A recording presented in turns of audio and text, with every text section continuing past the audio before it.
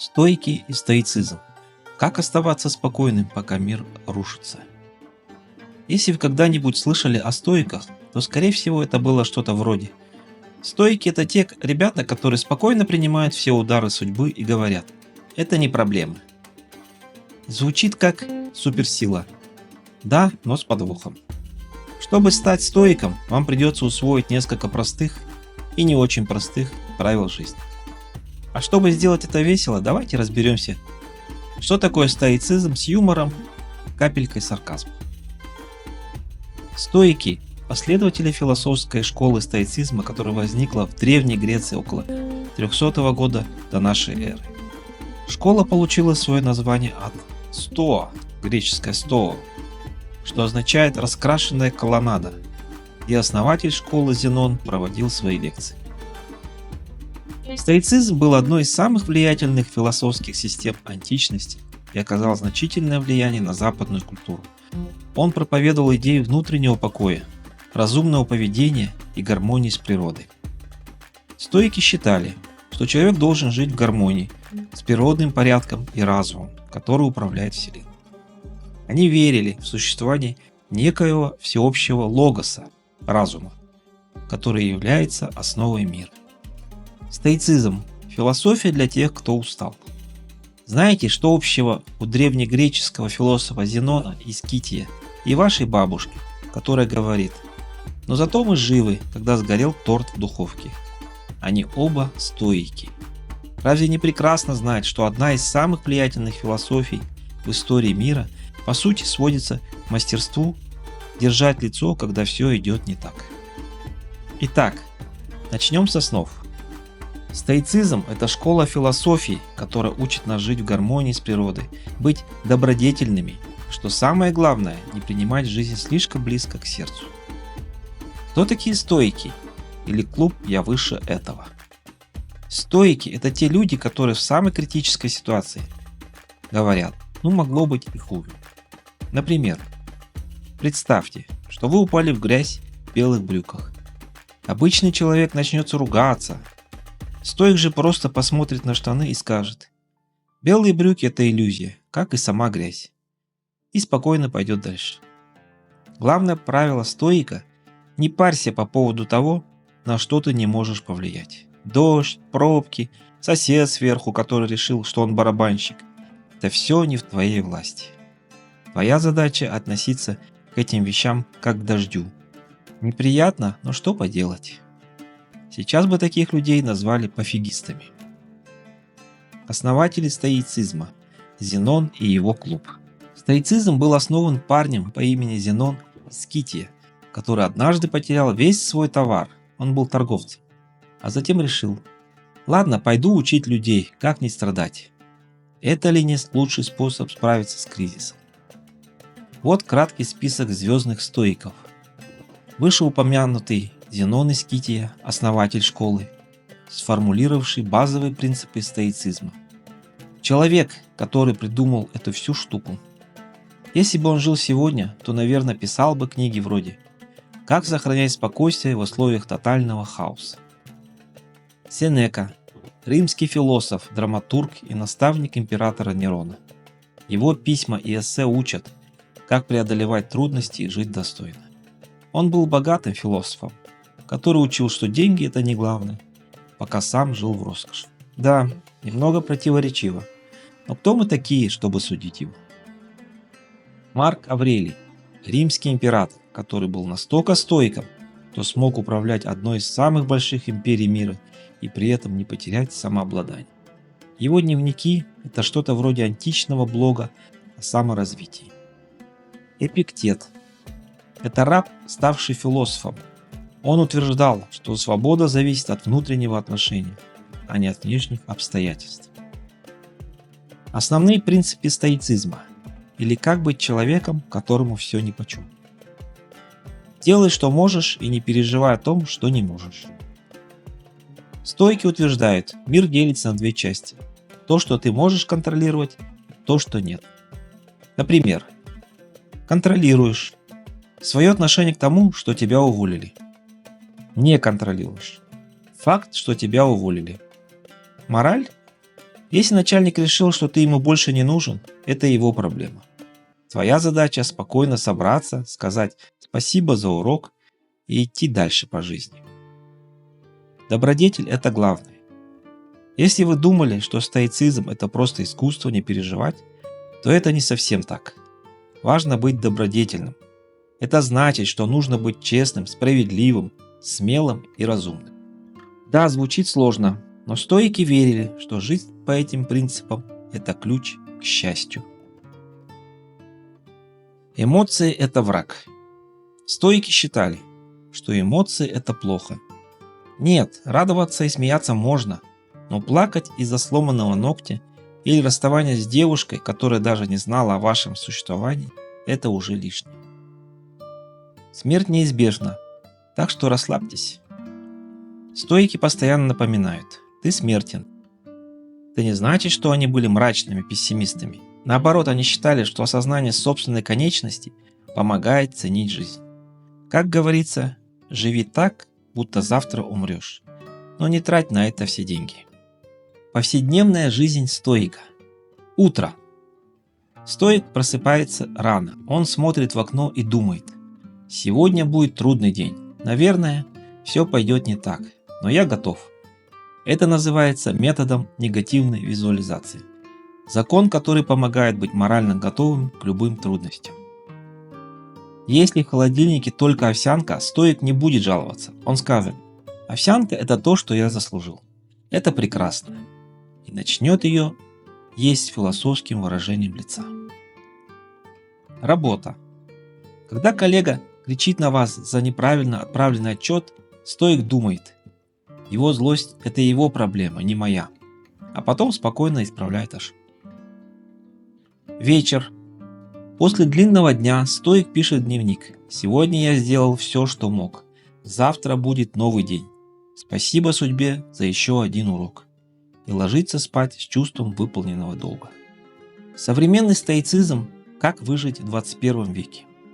Сегодня стоицизм снова в моде. Возможно, потому что он идеально подходит для мира, полного стресса, пробок, социальных сетей и вечного недостатка времени. Вот несколько советов для современного стоика. Не бери телефон в руки первым делом с утра. В духе стоиков начни день с медитации, а не с Инстаграм. Сохраняй спокойствие в пробке. Автомобили перед тобой – это просто реальность, а не личное оскорбление. Не сравнивай себя с другими. Стоики бы сказали: живи своей жизнью, у тебя нет времени завидовать. Принимай поражение с достоинством. Если ты облажался, просто скажи: это был опыт, и двигайся дальше. Заключение. Стоицизм оказал влияние на христианство, современные практики саморазвития и когнитивно-поведенческую терапию. Сегодня идеи стоицизма остаются популярными, помогая людям справляться со стрессом, сохранять самообладание и находить смысл в сложных обстоятельствах. Стоицизм – это искусство быть спокойным, добродетельным и разумным даже тогда, когда жизнь преподносит сюрпризы. Это не про то, чтобы игнорировать свои проблемы, а про то, чтобы принимать их с достоинством и работать над собой. Так что в следующий раз, когда мир покажется слишком хаотичным, спросите себя, как бы поступил стоик. Скорее всего, он бы улыбнулся и пошел дальше. Ну а вы?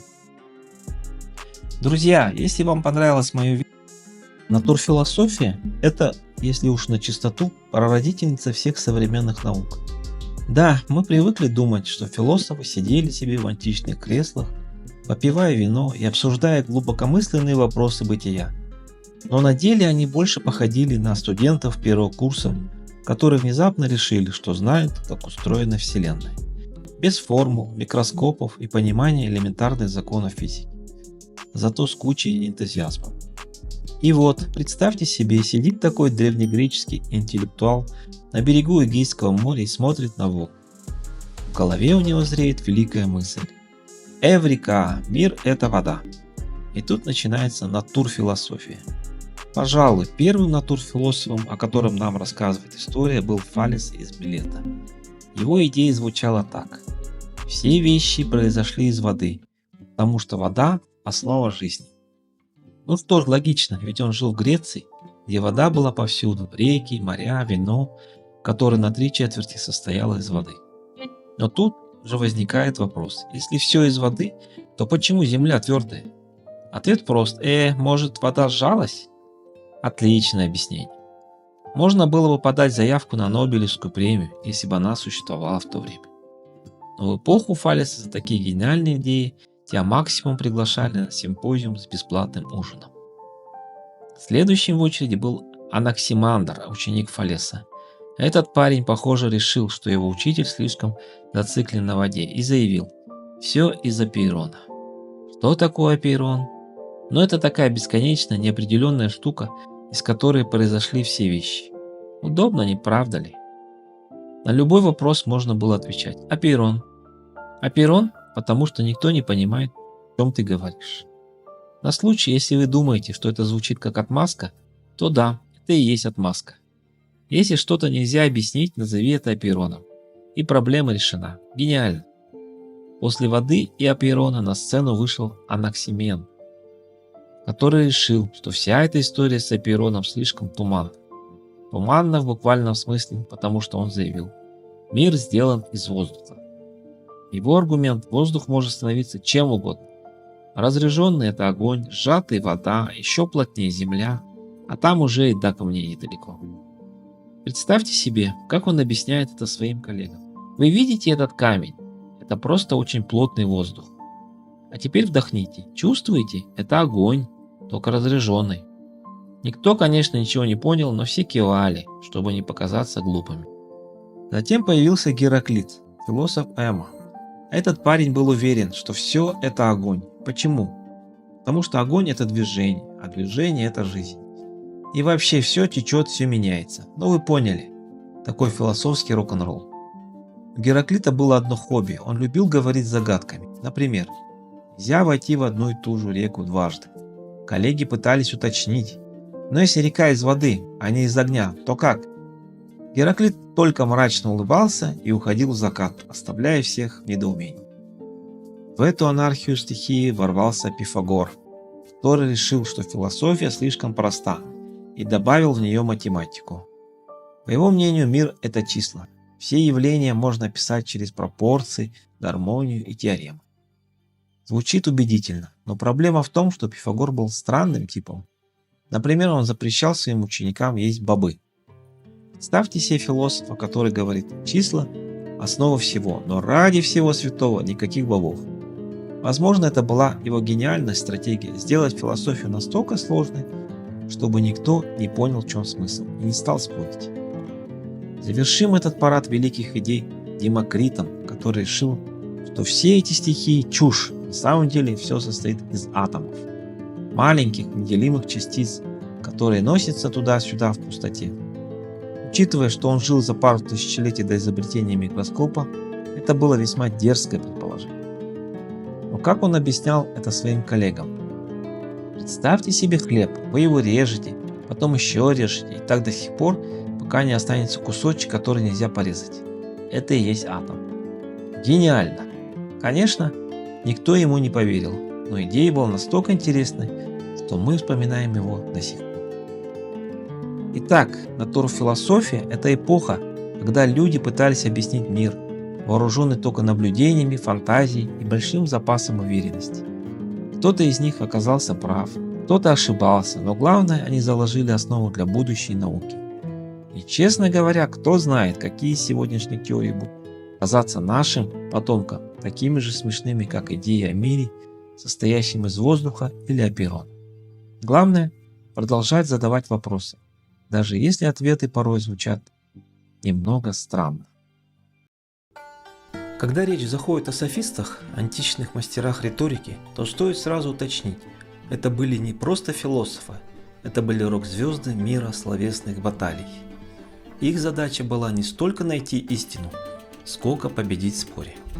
По сути, они были древнегреческими версиями современных политиков, только с более изысканным словарным запасом и без аккаунтов в социальных сетях. Софисты были людьми, которые могли убедить вас в чем угодно. Хотите доказать, что черное – это белое? Пожалуйста. Нужно оправдать поедание оливок как высшую форму добродетели. Не проблема. Софист – это тот, кто всегда прав, даже если он не прав.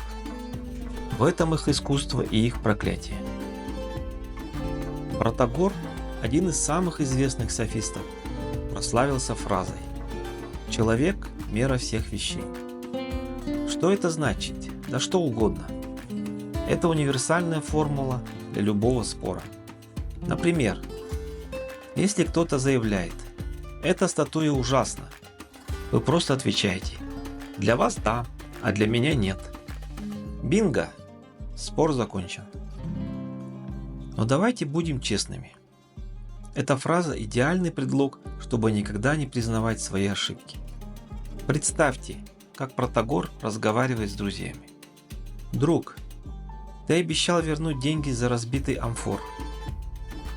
Протагор: «Ну, для тебя это разбитая амфора, а для меня объект современного искусства». Если Протагор был философом-прагматиком, то Горгий – это философ-художник. Он любил парадоксы и метафоры, которые сводили слушателей с ума. Его знаменитое высказывание «Ничего не существует. Даже если что-то существует, его нельзя познать. И даже если можно познать, его нельзя объяснить». Прекрасно, правда? После такой речи вам остается только хлопать в ладоши и пытаться понять, зачем вы вообще пришли на лекцию. Горгий был мастером риторики, который мог заставить аудиторию сомневаться даже в том, что они не стоят на земле. Его речи были такими убедительными, что люди, вероятно, выходили с его выступлений с мыслями: «Может, я тоже не существую? Надо спросить у Горгия». Гиппий был своего рода античным Леонардо да Винчи. Он знал все обо всем, от астрономии до кулинарии. Этот человек мог одновременно провести лекцию по геометрии, продать вам новую модель сандалий и рассказать рецепт идеального соуса для рыбы. Зачем? Потому что он мог. Гиппий любил хвастаться своей универсальностью. Например, он гордился тем, что сам шил свою одежду. Это звучит круто, пока вы не поймете, что он делал это только ради того, чтобы упомянуть об этом в каждом разговоре. Кстати, вы знали, что моя туника – это не просто туника, а символ гармонии и пропорций? Если бы софисты жили в наше время, они бы точно вели популярные курсы с названием вроде «Как выиграть любой спор за 10 шагов» или «Секреты риторики для покорения мира». Они продавали свои знания за деньги, что по меркам Древней Греции было почти святотатством. Ведь настоящие философы, вроде Сократа, работали бесплатно, а софисты брали деньги, и неплохие. Но давайте будем честными, кто захочет быть бедным, как Сократ? Софисты понимали, что их умение убеждать – это актив, и продавали его на все 100. Хотите научиться убеждать толпу? Хотите стать экспертом по самооправданию? Тоже платите. Софисты были мастерами логических уловок. Вот несколько их приемов. Перевод стрелок. Если вас обвиняют, просто обвините в ответ. Например: «Ты разбил мой кувшин, а ты прошлой зимой забыл меня поздравить с праздником». Псевдоаргументы. Используйте сложные слова, чтобы запутать оппонента. Ваши доводы противоречат аксиометрическим принципам логики. Увод от темы. Если вас прижали к стенке, начните говорить о чем-то другом.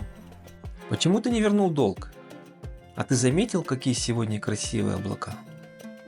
Софисты были настоящей головной болью для Сократа. Этот философ считал, что истина важнее всего, а софисты, по его мнению, лишь играли словами. Они сталкивались в дебатах, и Сократ часто побеждал. Но возможно это потому, что он никогда не брал денег за свои речи. А кто будет спорить с бесплатным экспертом? Софисты, конечно, считали Сократа скучным идеалистом, который не понимает реалий жизни. Но история решила иначе. Сократа запомнили как великого философа, а софистов как хитрых манипуляторов. Софисты были мастерами своего дела, которые поняли главное: Люди любят красивые слова и готовы платить за них. Они показывали, что истина – это не всегда то, что правильно, а то, что звучит убедительно. Возможно, в этом их главное наследие. Итак, софисты – это не просто философы, это артисты логики, акробаты риторики и продавцы воздуха, которые оставили след в истории. Они научили нас важному: если вы умеете говорить, вы можете все. А если вы еще и берете за это деньги, вы точно софист. Жил-был в Древней Греции один философ по имени Платон. Ну как жил-был? Он, конечно, жил, но не просто так, а с размахом. Платон был не из тех, кто просто сидит под оливой и рассуждает о смысле жизни. Нет, он решил, что нужно создать целую философскую систему, которая будет мучить студентов и школьников на протяжении тысячелетий. И вот однажды, вдохновленный, вероятно, слишком большим количеством оливкового масла, он придумал теорию мира форм и идеалов. И с этого момента началась путаница. Мир, где все идеально, но только в теории. Представьте себе мир, где все идеально. Нет, не тот, в котором вы живете, где кофе всегда холодный, а автобусы опаздывают. Нет, это мир, где каждый предмет, каждое понятие существует в своей идеальной форме. Например, где-то там в заоблачных высотах есть идеальный стул. Он не скрипит, не ломается, и на нем всегда удобно сидеть. А еще там есть идеальная чашка кофе. Она никогда не остывает и всегда имеет идеальный вкус. Звучит как мечта, правда? Но вот загвоздка. Этот мир недоступен для нас, простых смертных. Мы можем только догадываться о его существовании, наблюдая за жалкими копиями идеалов в нашем мире. Платон утверждал, что все, что мы видим вокруг, это лишь тени, отблески тех самых идеальных форм. Например, когда вы смотрите на стул, вы видите не сам стул, а его бледную тень, искаженную нашим несовершенным миром. То же самое касается понятий, таких как красота, справедливость или любовь. Мы можем лишь приблизительно понимать, что это такое, потому что наше представление – это всего лишь отражение идеалов. И вот тут начинается самое забавное. Платон, конечно, был гением, но он, видимо, не учел, что люди – существа ленивые и любят все упрощать. Поэтому вместо того, чтобы углубляться в его сложные теории, многие просто решили: ну это про то, что где-то там есть идеальный мир, а у нас все плохо. Понял, спасибо. И пошло-поехало. Пещера, где все сидят и смотрят на тень. Одной из самых известных метафор Платона является аллегория пещеры. Вот представьте, есть пещера, в которой с рождения сидят люди. Они прикованы цепями и могут смотреть только на стену перед собой. За их спинами горит огонь, а между ними и людьми проходят другие люди, несущие различные предметы. Тени этих предметов и людей падают на стену, и прикованные люди видят только эти тени. Для них тени – это единственная реальность. Платон использовал эту метафору, чтобы показать, как мы, люди, воспринимаем мир. Мы видим только тени, отражения истинных форм, и принимаем их за реальность. Но если бы кто-то из нас освободился от цепей и вышел из пещеры, он бы увидел настоящий мир, полный света и идеальных форм. Звучит красиво, не так ли? Но давайте посмотрим на это с юмором. Представьте, что вы один из тех, кто сидит в пещере. Вы всю жизнь смотрите на тени, думаете, что это и есть реальность, а вдруг кто-то приходит и говорит: «Эй, дружище, ты вообще ничего не знаешь о мире, выходи из пещеры, там все по-другому». Ваша первая реакция, скорее всего, будет: «Да ну нафиг, мне и тут норм». Потому что, честно говоря, выходить из зоны комфорта – это всегда стресс. Даже если эта зона – темная пещера с цепями. И вот тут возникает вопрос: а зачем вообще нужно выходить из пещеры? Ну, допустим, вы увидите идеальный мир. И что? Вы станете счастливее? Или просто начнете страдать от того, что ваш мир – это жалкая пародия на идеал? Платон, конечно, считал, что познание истины – это высшая цель человека. но, возможно, он просто никогда не пробовал греческий йогурт с медом. Иначе неведение – это благо. Философы – правители идеального мира. Платон не остановился на теории форм. Он решил, что раз уж есть идеальный мир, то нужно придумать, как сделать идеальным и наш мир. И вот он предлагает свою концепцию идеального государства. По его мнению, править должны философы. Да, те самые, которые целыми днями сидят и рассуждают о смысле жизни. Потому что только они, благодаря своему знанию идеальных форм, могут принимать мудрые решения. Звучит логично, но давайте представим, как это могло бы выглядеть на практике. Во-первых, философы – это люди, которые могут часами спорить о том, что такое бытие и как оно связано с ничто. Представьте, что такие люди управляют государством. Ну что, коллеги, сегодня на повестке дня вопрос, что такое налоги? Это тень идеальной формы справедливости или просто необходимое зло? Пока они будут спорить, страна погрузится в хаос. Во-вторых, философы – это не самые практичные люди. Они могут придумывать гениальную теорию, но вот организовывать что-то на практике – это уже проблема. Например, они могут решить, что идеальное государство должно быть построено на принципах гармонии и справедливости. Но как это сделать? Ну, конечно, нужно всех разделить на классы – правители, воины и работники. И каждый должен заниматься своим делом. Звучит неплохо, но что делать, если работники вдруг решат, что они тоже хотят быть философами? Или если воины начнут спорить о том, что такое идеальная война? В общем, идеальное государство Платона – это что-то вроде коммуналки, где все постоянно спорят о том, кто должен мыть посуду. Идеальная любовь, или как Платон все испортил. Платон не только придумал теорию форм, но и успел внести свой вклад в романтические отношения. Именно благодаря ему появилось понятие платонической любви. Это такая любовь, в которой нет места физической близости, только духовной связи. Звучит красиво, но, честно говоря, это одна из самых странных идей Платона. Вот представьте, вы встречаете человека, который вам нравится. Вы проводите вместе время, разговариваете, делитесь своими мыслями и чувствами. И вдруг ваш партнер говорит: «Знаешь, я думаю, наша любовь должна быть платонической. Давай просто будем дружить и обсуждать философию». Ваша реакция, скорее всего, будет: что? Потому что, давайте будем честными, платоническая любовь – это как вегетарианский бургер. Вроде бы похоже, но чего-то не хватает. Платон, конечно, считал, что платоническая любовь – это высшая форма отношений, потому что она основана на духовной близости и стремлении к идеалу. Но, возможно, он просто никогда не был влюблен. Потому что, когда вы влюблены, вам хочется не только разговаривать о смысле жизни, но и держаться за руки, обниматься и, возможно, даже целоваться. Но Платон, видимо, решил, что это все слишком приземленно, и предложил свою версию любви. Спасибо, конечно, но нет. Спасибо. Наследие Платона, или как мы до сих пор путаемся. Прошли века, а теория Платона до сих пор вызывает споры и недоумения. С одной стороны, она кажется гениальной, ведь действительно есть что-то притягательное в идее идеального мира, где все существует в своей совершенной форме.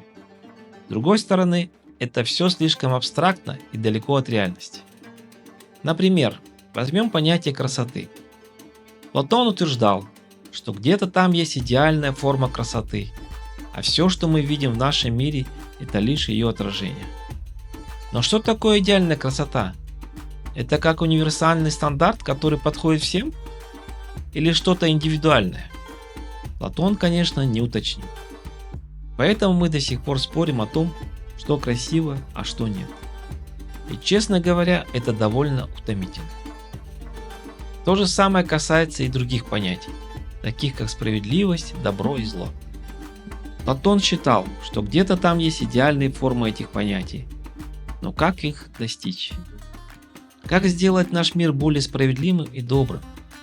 Платон предлагал воспитывать философов, которые будут управлять государством.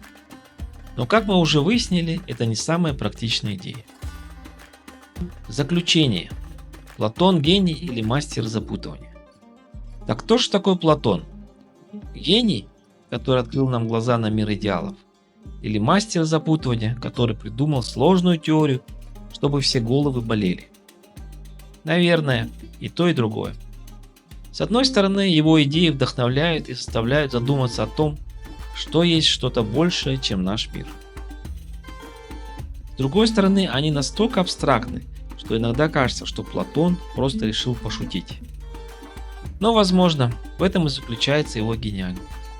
Платон заставил нас думать, спорить, искать ответы на вопросы, которые, возможно, никогда не будут решены. И даже если его теория мира форм и идеалов кажется нам слишком далекой от реальности, она все равно остается одной из самых интересных и загадочных идей в истории философии. Друзья, если вам понравилось видео, не забывайте подписываться на канал, ставить лайки и писать комментарии. Это очень помогает продвигать канал и это видео. Я Аристотель, пожалуй, один из самых известных философов в истории, который умудрился оставить после себя столько текстов, что даже современные студенты-философы плачут, пытаясь их осилить. Давайте по порядку. Я родился в 384 году до нашей эры в Стагире, городке на севере Греции. Мой отец был врачом при Македонском царе, так что с детства я был знаком с элитой. Ну знаете, как говорят, папа был врачом, а сын стал философом. Типичная история успеха. Ученик Платона, но не платоник. В 17 лет я отправился в Афины, чтобы учиться у самого Платона. Платон, кстати, был тем еще гуру. Он основал академию, где ученики ходили вокруг да около, обсуждая идеи и, вероятно, пили вино. Я провел там 20 лет, сначала как ученик, потом как преподаватель. Но как это часто бывает в отношениях учитель и ученик, я в итоге сказал: спасибо, Платон, но я пойду своим путем. Мне не нравилась теория Платона о мире идей, где все, что мы видим, это лишь тени настоящей реальности. Ну, помните теорию про идеальный стул и чашку кофе? Если нет, посмотрите видео вот это. Я подумал, ну уж нет, я лучше буду изучать то, что могу потрогать, понюхать и, возможно, даже попробовать на вкус. Эмпирик и реалист. Я был эмпириком, то есть верил в опыт и наблюдение. Я считал, что истина находится в мире вокруг нас, а не в каких-то абстрактных идеях. Например, если Платон говорил, что идеальная лошадь существует где-то в мире идей, то я бы ответил: ну знаешь, Платон, я вот тут вижу реальную лошадь. Она стоит передо мной, жует сено и, кажется, вот-вот легнет меня. Это и есть реальность. Я любил квалифицировать все, что видел. Разделил мир на категории, как будто это был мой личный философский супермаркет. Вот это растение, вот это животное, а вот это люди, которые, конечно, лучше всех, потому что у них есть разум. Я даже написал трактат о животных, где описал более 500 видов. Кстати, в описании некоторых я ошибся. Кто меня будет винить? Ведь у меня не было Гугла. Учитель Александра Македонского. Я был не только философом, но и учителем. И не кого-нибудь, а самого Александра Македонского. Да, того самого парня, который потом завоюет полмира. Я учил Александра всему, что знал, от философии до биологии. Хотя, судя по тому, как Александр вел себя в зрелом возрасте, я, возможно, пропустил пару уроков по этике. Но кто знает, может, он просто не сделал домашнее задание. Ликей и прогулки. После смерти Платона я покинул Афины и отправился в путешествие. Побывал в Малой Азии, на Лесбосе, где, кстати, занимался изучением морской биологии. Видимо, решил, что философия – это хорошо, но рыбы тоже интересно. Потом вернулся в Македонию и стал учителем Александра, а после его воцарения снова отправился в Афины. Там я основал свою школу Ликей. Школа получила название от храма Аполлона Ликейского, рядом с которым она находилась. Я любил преподавать, прогуливаясь по саду со своими учениками. Поэтому моих последователей называли перипатетиками, то есть прогуливающимися. Кстати, это, наверное, единственный случай в истории, когда философская школа получила название из-за любви к ходьбе. Мы не просто философы, мы философы, которые ходят. Философия Аристотеля. Все по полочкам. Я был мастером систематизации. Разделил философию на 3 части. Теоретическую, физика, метафизика, математика. Практическую, этика, политика. И поэтическую, искусство, риторика. Я считал, что все в мире имеет свою цель или телос. Например, цель желудя – стать дубом. Цель человека – быть счастливым, а цель философа – объяснить, почему это так. Метафизика – что есть бытие? Я задавался вопросом, что такое бытие? Конечно, у меня был ответ. Я считал, что все состоит из материи и форм. Материя – это то, что из чего-то сделано, а форма – это то, что придает этому чему-то сущность. Например, статуя – это мрамор, материя, плюс форма, которая ей придал скульптор. Я также ввел понятие перводвигателя, того, что привело все в движение. Это что-то вроде Бога, но не совсем. Скорее, это философский способ сказать, кто-то же должен был начать все это, верно? Теория меча. Существование – это форма и материя. Я утверждал, что предметы существуют не просто как абстрактные идеи, а как сочетание формы и материи. Например, меч существует потому, что он сделан из железа, материи, и имеет форму меча, форма. Без формы это был бы просто кусок металла, а без материи просто идея. Поэтому, если вы держите меч в руках, он существует не потому, что где-то есть идеальный меч, а потому, что он реально перед вами, готовый выполнить свою функцию. Этика. Как быть счастливым? Я считал, что цель жизни – это эвдемония, то есть счастье или благополучие. Но не то счастье, которое приходит от поедания пиццы или просмотра мемов. Нет, это счастье, которое достигается через добродетель и разумную жизнь. Я предполагал золотую середину, баланс между избытком и недостатком. Например, смелость – это золотая середина между трусостью и безрассудством. Хотя, если честно, иногда кажется, что я просто придумал это, чтобы оправдать свои умеренные привычки. Политика. Человек – это политическое животное. То есть он не может жить вне общества. Изучал различные формы правления и пришел к выводу, что лучшая форма – это смесь демократии и аристократии. Хотя, учитывая, что я был учителем Александра Македонского, можно предположить, что я немного лукавил, говоря о демократии. Аристотелизм – наследие, которое пережило века. После моей смерти мои идеи продолжили жить. В средние века моя философия стала основой схоластики. Фома Аквинский, например, был большим поклонником моих идей и использовал их для обоснования христианской теологии. Видимо, я бы удивился, узнав, что моя философия стала такой популярной в религиозных кругах. Я стал основателем логики, научного метода, физики, биологии, риторики, этики и политики. Если бы я жил сегодня, я, наверное, был бы профессором, чья мысль, почему для науки важны эзотерические вибрации и энергии Вселенной. Аристотелизм – философия для тех, кто любит четкие объяснения и разумные доводы, а не абстрактные идеи, которые можно интерпретировать как угодно. Друзья, если вам понравилось видео, не забывайте подписываться на канал, ставить лайки и писать комментарии. Это очень помогает продвигать канал и это видео.